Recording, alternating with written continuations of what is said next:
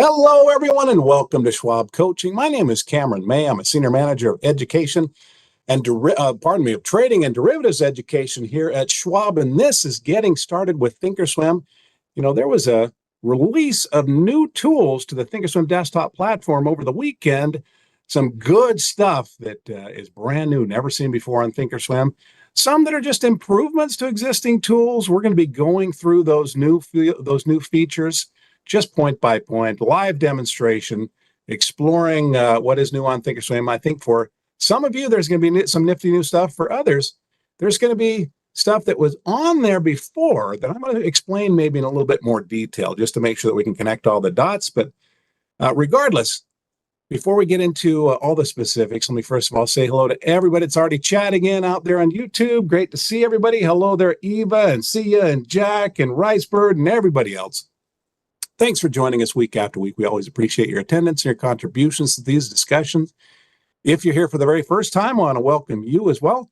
And if you're watching on the YouTube archive after the fact, we'll enjoy the presentation, but be aware that you're invited to join us in a live discussion. If you'd like to be here, this is a Wednesday webcast series, kicks off promptly at 2 Eastern. We would love to have you here in the live stream audience if you'd like to join us.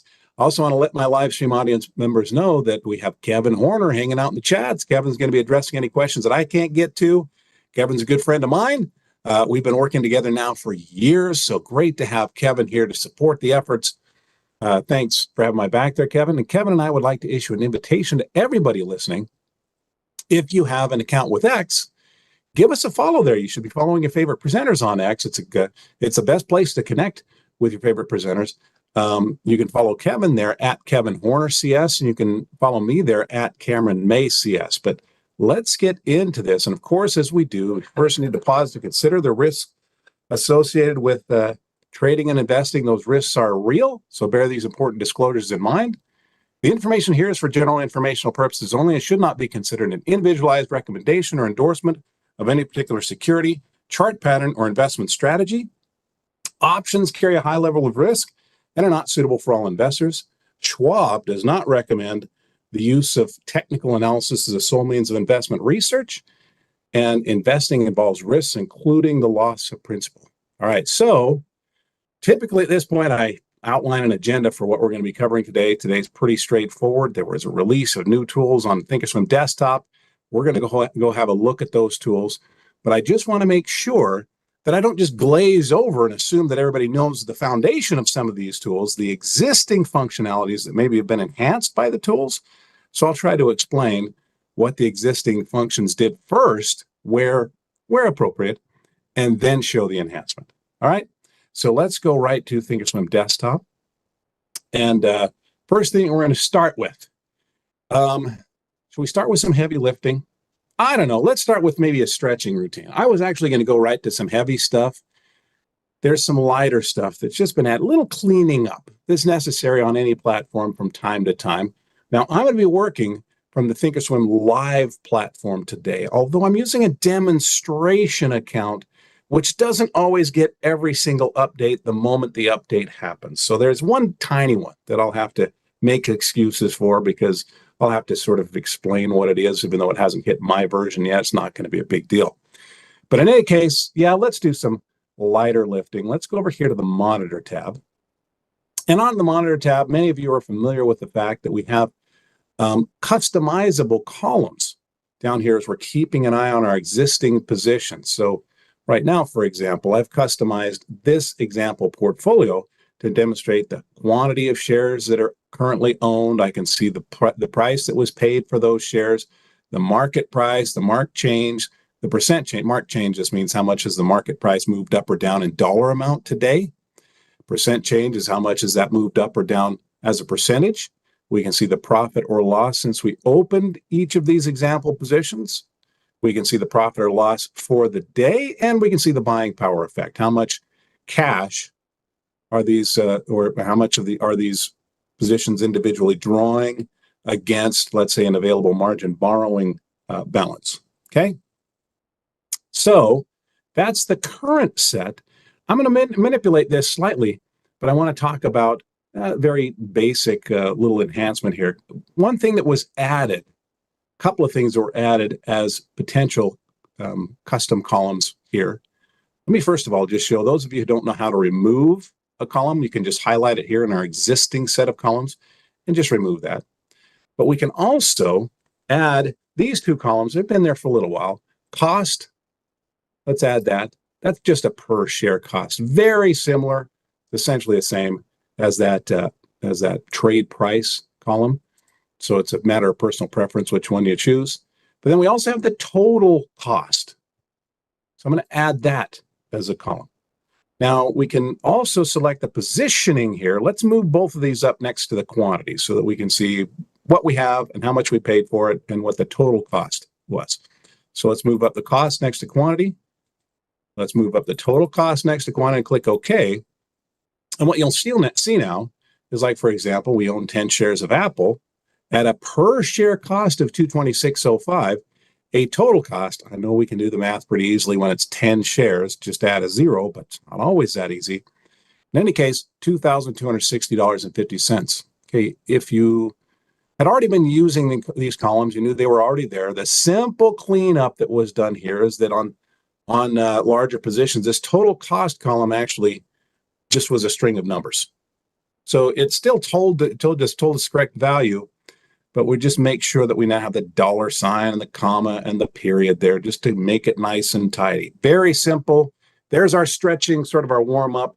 There's one other thing that was sort of cleaned up, just sort of for cosmetic purposes, for quick reference purposes for our futures traders in the audience. And as I hinted at the outset of this discussion,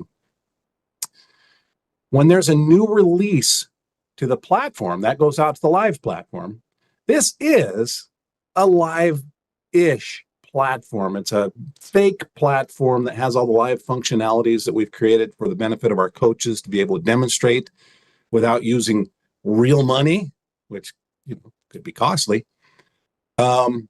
That's separate from what we call our paper money platform. But in any case, there's one of the tools that was released here, one of the upgrades, so I'm just going to call it that was included in this release over the weekend that didn't hit this account yet. So I'm just going to have to describe it to you. Pretty simple, though. For those futures traders, let's go to the trade tab, type in a futures symbol like /ES, and you'll see right now in our options chain, it says June contracts, 0 days to expiration. So today's June 11th. So we know that those are the June 11th contracts. We know that these are the June 12th. These are the June 13th, and so on. Well, the upgrade will now just show like 11th of June 2025, 12th of June 2025, 13th of June 2025. If you're not a futures trader, it may not be a big deal. For our futures traders in the audience, though, that's just a little bit smoother interface. So just know that that's there. All right, so we got the kinks out. That's the easy lifting stuff. Let's go. I'm going to shift gears here. Let's go use our Analyze tool using the risk profile tool. This one tends to be popular among our options traders, and there has been a change to a tool. To me, it's a relatively subtle change, maybe an important change. But for a lot of you, even users of this Analyze tool, you may not have even known this one exists. It was there, and now it's, in my view, better. At least it's more in depth. But I'm going to go to add a simulated trade here.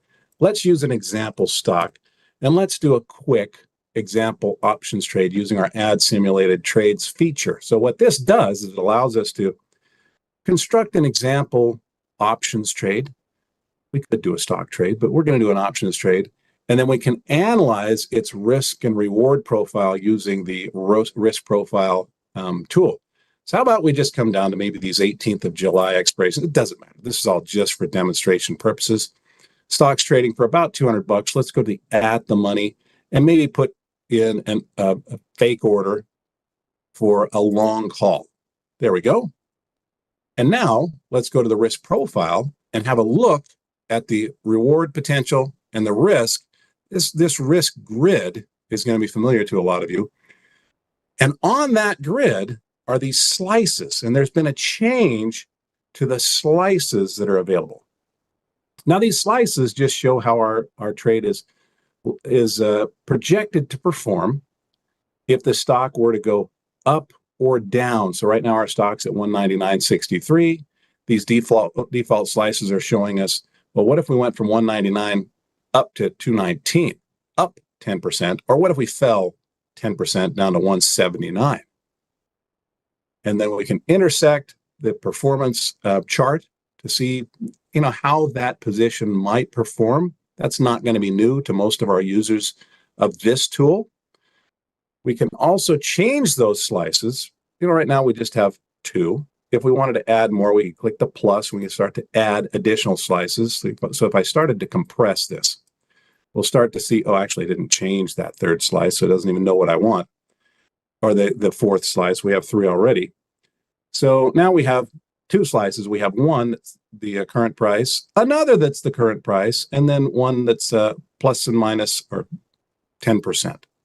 So this one, we could say, well, how about we go, what if we went up $10?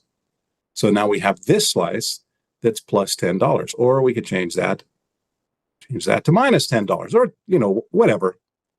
We can start to play with those. Did I change the right one? Doesn't matter. Just the fact exists that we can manually add a whole bunch of slices if we wanted to, and we can customize those. We can click on them and drag them around to position them where we want so that we can intersect those with different price levels to show performance and profit and loss potential at different hypothetical prices. That's to do it manually, not a new feature. Also, we can choose to set our slices according to a range of different defaults. So the initial default is just plus or minus 10%. We could go plus or minus 15%. We could have, instead of just 2 slices, we could do multiple slices, like 7 rows. That just means current price, 3 up and 3 down, set at 5% increments. But I'm not going to go through each of these in the menu, just to let you know that menu has now been expanded. And one that I want to emphasize for today, Lawrence says, I wish it would show us what the option price would be on those slices. So it actually shows you the profit or loss there, Lawrence. We can see on each of these, for example, before I make that change, here's the current price. I can look at the individual slice and look over, see here, what would be the net dollar amount projected as a gain or a loss. Now, obviously, price is only one of the major 3 variables that determine the outcome of an options trade. But yeah, we can see that right down here. But what I wanted to introduce you to, if you're not familiar with this, how many of you have ever used this one that's called SPX Beta Test? Go ahead and chat in, let me know. This is one that's been in the menu for a while. But what it does is, instead of assuming a price or percentage move up or down on the stock, it actually projects performance of this position. This example in this case being a long call. How might this perform if the S&P were to move? So it uses beta, the stock's traditional relationship with the S&P 500, its historical relationship with the S&P 500, to project performance on our option based on the S&P moving up and down. So that's what it is. Tom, Greg, nope, never. Yeah, that's pretty nifty. So Eva, you knew about this beta test. You haven't used it. So if you haven't used it before, it's different now than it once was. What all that means is it used to have a certain number of slices. Now there are more slices because there were requests for more slices. So what this does now, when I load this up, let me compress this a bit here. Slide this down. What it does, and if we move it over, we're going to see a range. Look at all these. So here's the current price of the stock, but assuming different increments on the S&P 500. So we can see those increments right down here. No change in the S&P 500, plus 10%, plus 20%. So this is how would our option likely to perform? Not if Apple went up 10%, but if the S&P went up 10%. How much might that tend to drag Apple up and tend to influence the call as a result? What if the S&P went up 20%? What if the S&P went down 12 or 20 or 25 or 30? So you can see these stepped slices for some trade. I'm just using a long call option as an example. Can be a nifty little feature. Now, we might not be expecting these big moves on the S&P 500. Well, what if we just wanted a smaller move? What if we just were projecting a move down of a few percent? We can use just the plus or minus signs here and adjust those like that. Do you see that line moving? Greg, that seems useful, right? Because, yeah, quite a typical assumption is, hey, if the S&P goes up, my stock is likely to go up at the same time, and therefore my call is also likely to positively increase in value. If the S&P goes down, stock is likely to go down. My call is likely to go down. What might be the projected move based on how it's moved in the past?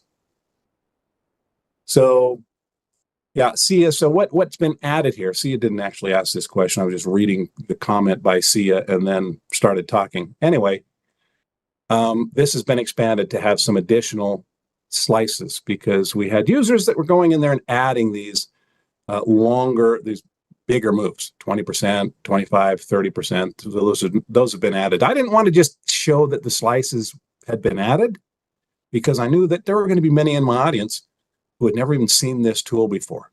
That's kind of nice. Now, before I leave this tool, where it can really have some value for some traders is they may not just have an interest in, well, how is my individual trade likely to perform, but how might a 3%, a 5%, a 10% move on the S&P 500 hit my entire portfolio?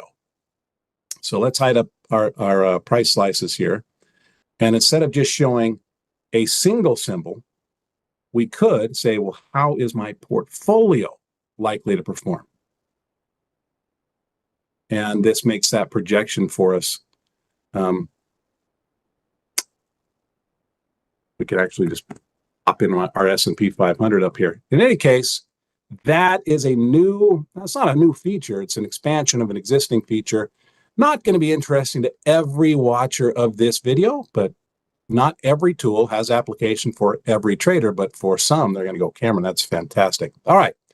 So next up, let's go to something that's going to have maybe broader application, and that is the ability to customize column sets, which has also been an existing feature on the platform.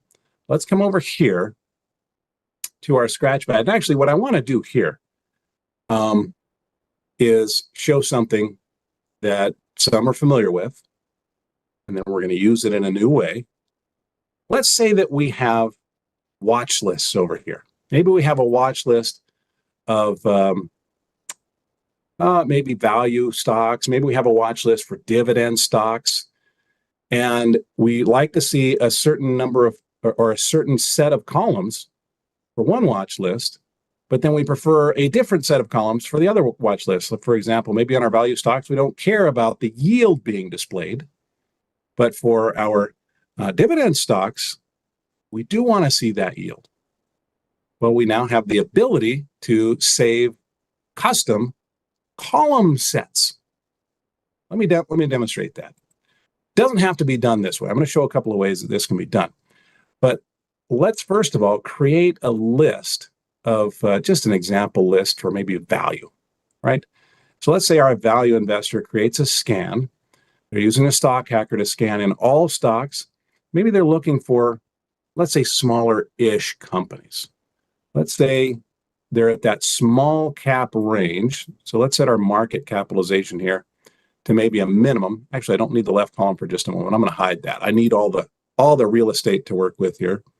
So let's say our trader is looking for stocks that they consider, maybe they look at the smaller capitalization, mid-capitalization stocks as having more potential upside. It's not always going to be the case, but let's put a minimum market cap at 2,000. That would be a $2 billion company, which is high end of small cap, low end of mid cap. Maybe they don't want to see companies that are more than a $4 billion company. So pretty narrow slice of the markets. That's okay. This is just for an example. So $2 to $4 billion stocks. And let's say maybe price is an indication, is a very basic indication of value to this hypothetical investor as well. And so they're looking for stocks priced between $20 and $50 in a market where so many stocks have gone well up into the triple digits. And finally, let's say that as a potential value metric, our investor looks for a PE ratio, possibly between 7 and maybe 15. Very extremely low PE ratios can be seen as kind of a red flag to some traders that maybe the markets don't value historical earnings performances. They may not expect it to be repeated in the future. Very high PE ratios might mean maybe the price is just too high.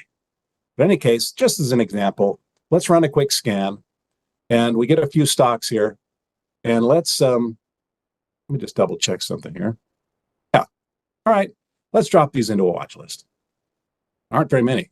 Why are there not so many? Seemed like there should be more.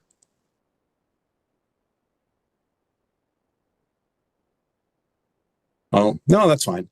Anyway, when we run a scan, if we save that scan query, that way we don't have to rebuild the scan next time, but it'll also save that basically as a watch list that's constantly updated. So if something new meets our scan query requirements, it'll update with that. So let's just call these, just as an example, let's call these our value stocks and click save. So now if we come over here to our watch lists, we can, I'm going to open this up just a little bit more so we can see this full row of headings, and there's a new one right there. This allows us to create custom column sets. So let's create a custom column set that matches our scan criteria over here. So let's customize this. Right now we have mark and we have market cap, but what we're missing is the PE ratio. So let's type in PE. Let's select PE here. Let's add that. And let's click save as. No, actually, what did we have? What was our second criteria? It wasn't mark. Oh, that's what I did. All right, hold on a second. I'm gonna make one quick change here. I said that we were looking for price, which is mark, and I didn't change the scan criteria. That's what's happened here. I was surprised that we only had 4 and they were looking a little bit goofy to me. I knew I did something wrong. So let's plug that back in here, $20 to $50. Not 20 shares to 50 shares. We're getting really, really thinly traded companies. There we go. Let's scan for that. Let's get a bigger list of stocks. And now that we've updated that scan, we can pop back over here and our scan, let's go to our value scan and let's customize this.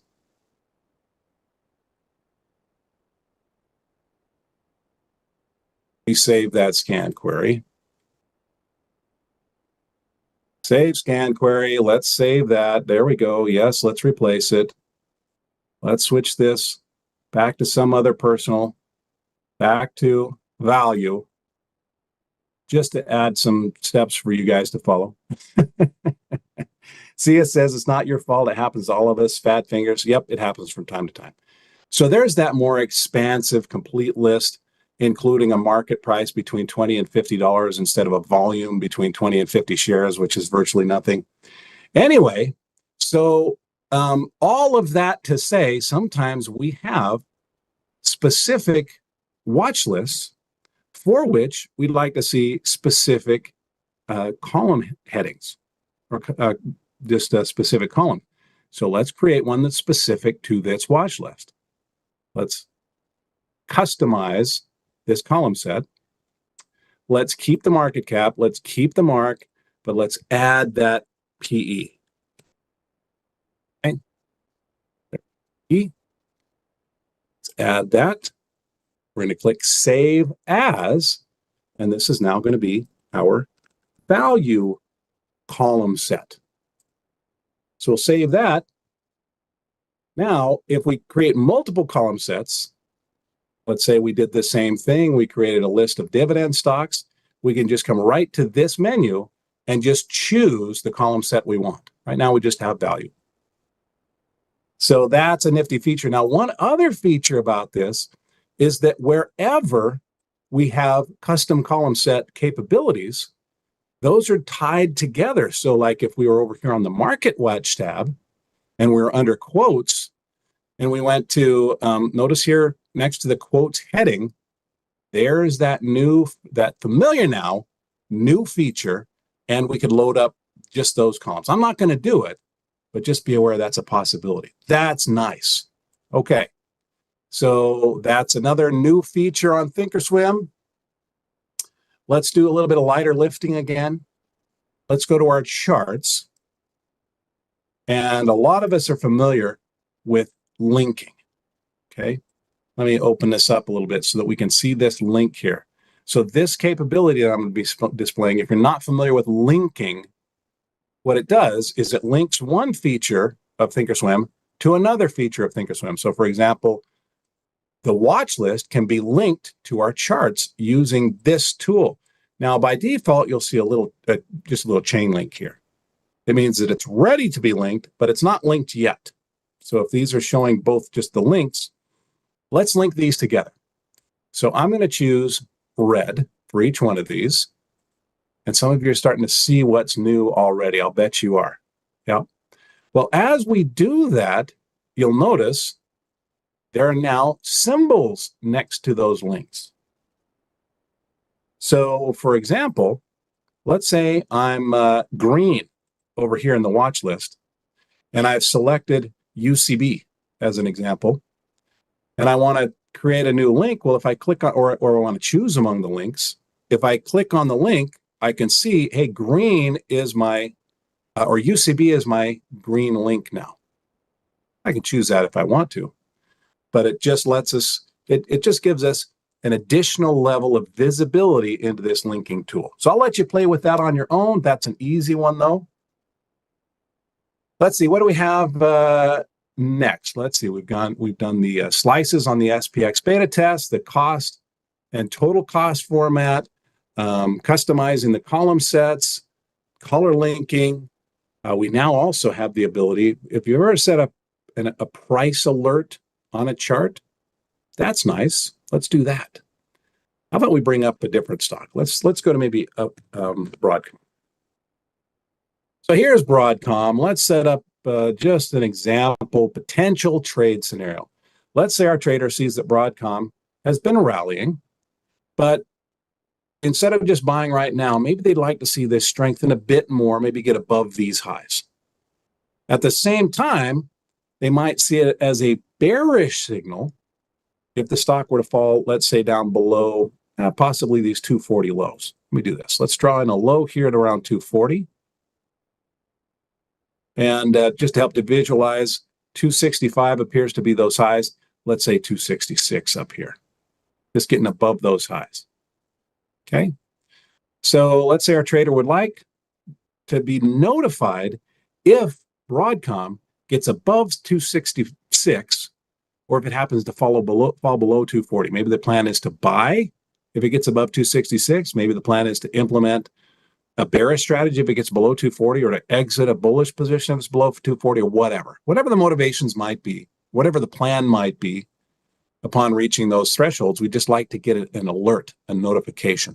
All right, let's right click on this and just clear that drawing set. Yeah, there we go.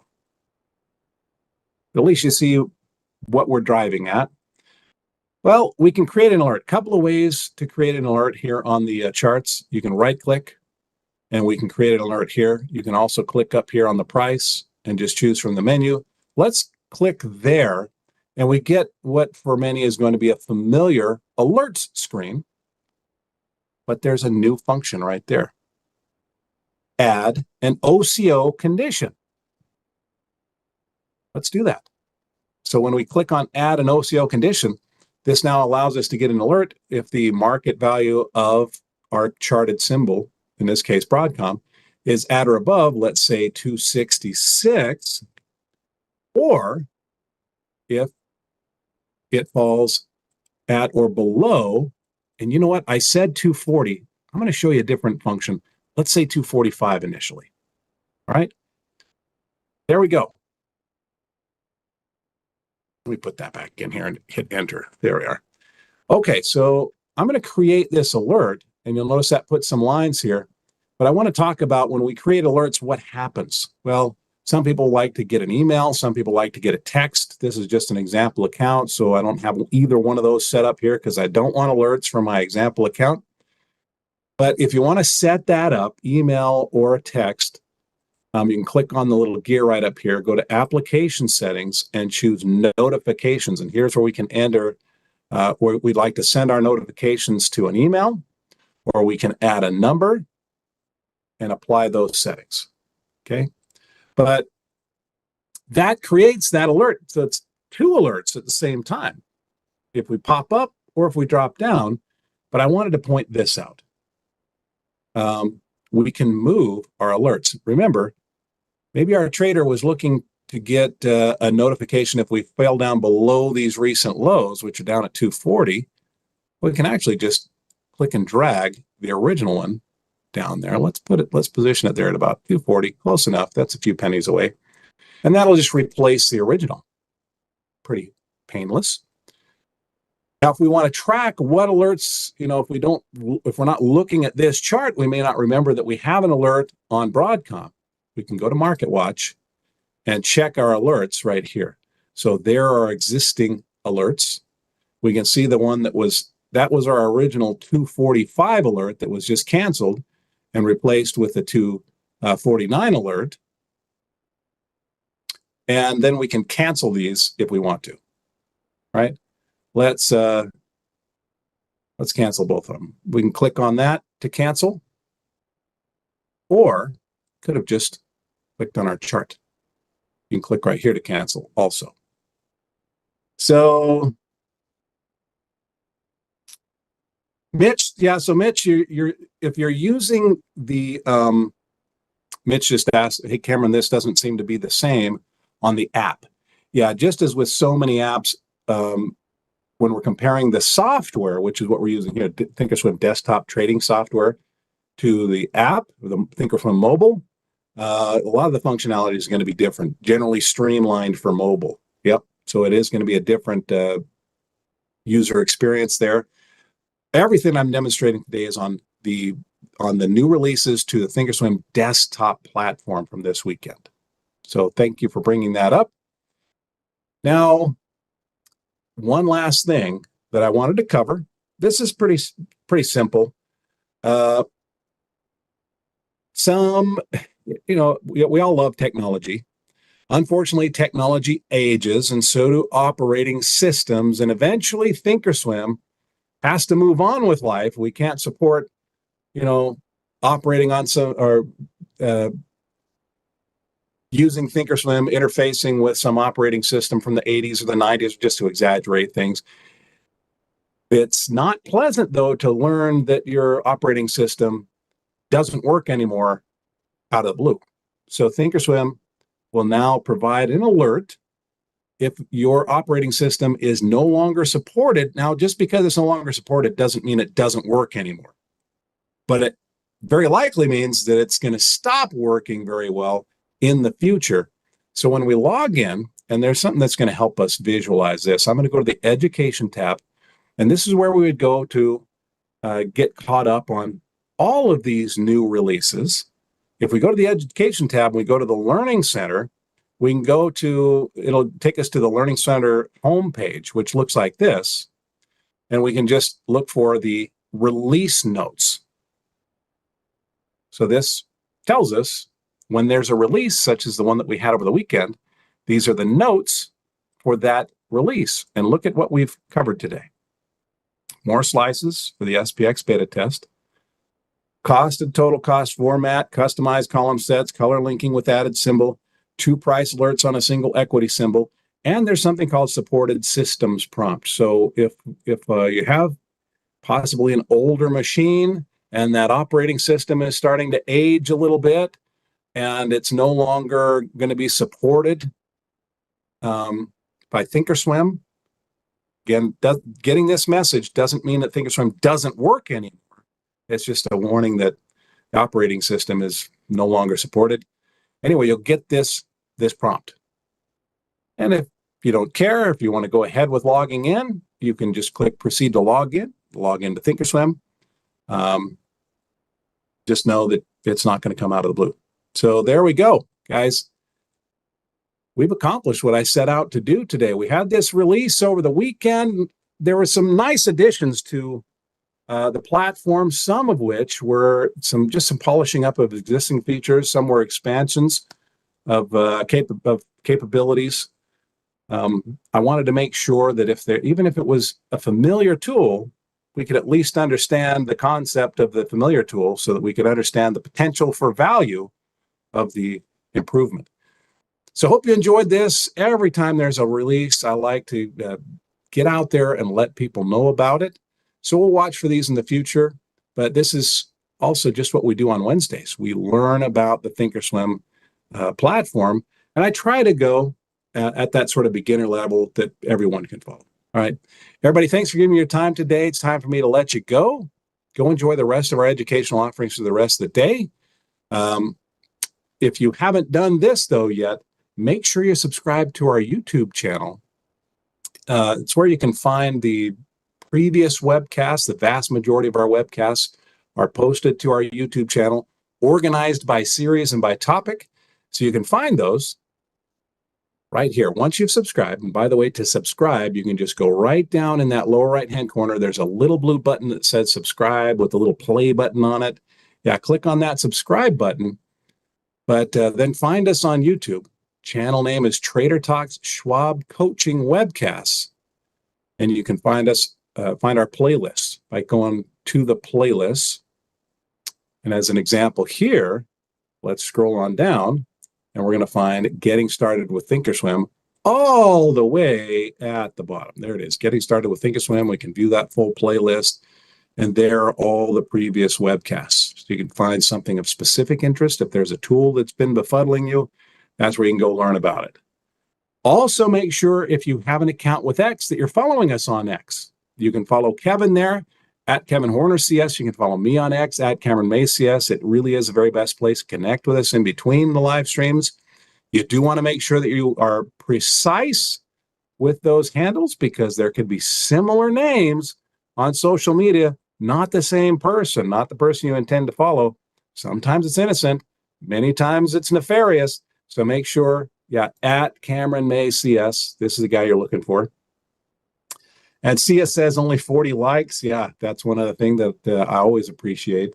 It does look like about 100 and what, we had how many people watching? About 100 people watching. 41 likes is still great. Always appreciated. But if you would do me this favor, if you've watched one of our webcasts and you enjoyed it, if you appreciated it, click the like button.